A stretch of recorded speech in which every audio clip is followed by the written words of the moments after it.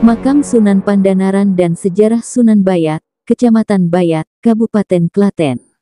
Makam Sunan Pandanaran yang berada di Desa Paseban, Kecamatan Bayat merupakan salah satu tempat wisata religi yang terdapat di Kabupaten Klaten, Provinsi Jawa Tengah.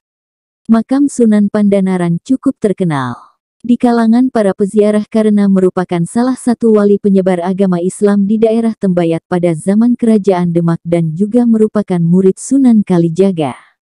Kompleks makam Sunan Pandanaran berlokasi di sebuah bukit dengan di bagian dasar terdapat makam umum sampai anak tangga, lalu kompleks makam utama berlokasi di puncak bukit. Terdapat 2 buah gentong yang memiliki ukiran naga, oleh karena itu disebut gentong Sinogo di dekat gapura. Di dekat gentong Sinogo telah disediakan gelas bagi siapa saja yang ingin meminum air yang ada pada gentong Sinogo. Sejarah Pandanaran atau Sunan Bayat. Sunan Bayat yang mempunyai nama lain, Susuhunan Tembayat, Pangeran Mangkubumi, Wahyu Widayat atau Sunan Pandanaran II, merupakan tokoh penyebar agama Islam di Jawa yang disebut di sejumlah babat dan cerita lisan. Sunan Bayat memiliki kaitan dengan sejarah atau asal-usul kota Semarang dan penyebaran agama Islam di Jawa, walaupun tidak termasuk dalam Wali Songo. Makamnya berlokasi di perbukitan, Gunung Jabalkat, di Kecamatan Bayat, Kabupaten Klaten, Provinsi Jawa Tengah, dan sampai sekarang masih ramai diziarahi atau dikunjungi. Sunan Bayat dianggap hidup di masa Kesultanan Demak pada abad ke-16.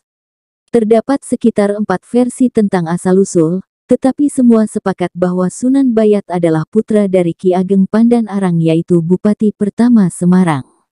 Sepeninggal Ki Ageng Pandan Arang, putranya yaitu Pangeran Mangkubumi, menggantikan ayahnya sebagai Bupati Semarang yang kedua. Alkisah, Pangeran Mangkubumi menjalankan amanah dengan memerintah dengan baik dan selalu patuh pada ajaran-ajaran Islam seperti ayahnya. Namun waktu berganti waktu terjadilah perubahan. Pangeran Mangkubumi yang dahulunya sangat baik lama-kelamaan menjadi semakin pudar. Amanah pemerintahan sering dilalaikan, begitu juga amanah merawat pondok-pondok pesantren dan tempat-tempat ibadah. Sultan Demak Bintara yang telah mengetahui hal itu kemudian mengutus Sunan Kalijaga dari Kadilangu, Demak, untuk segera menyadarkannya. Terdapat beberapa variasi cerita tentang Sunan Kalijaga yang menyadarkan sang bupati. Namun, akhirnya, sang bupati telah menyadari kelalaiannya, lalu memutuskan untuk mengundurkan diri dan menyerahkan kekuasaan dan pemerintahan Semarang kepada adiknya.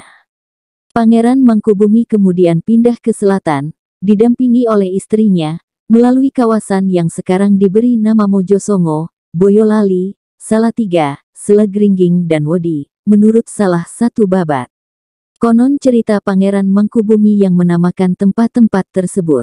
Pangeran Mangkubumi lalu tinggal di Tembayat, yang saat ini bernama Bayat, Klaten, dan menyiarkan agama Islam di sana kepada para pertapa dan pendeta di sekitarnya.